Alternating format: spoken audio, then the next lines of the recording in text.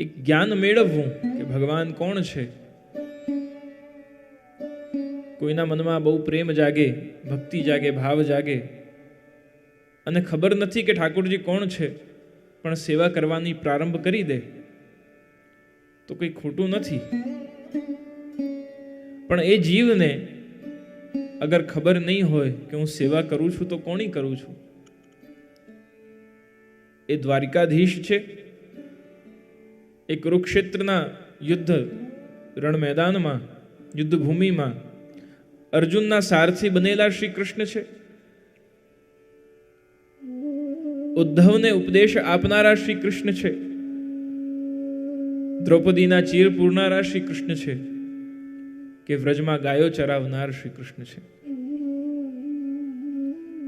હું કોણે ભજી રહ્યો છું, કોની સેવા કરી રહ્યો છું, અગર એ ખબર નહીં હોય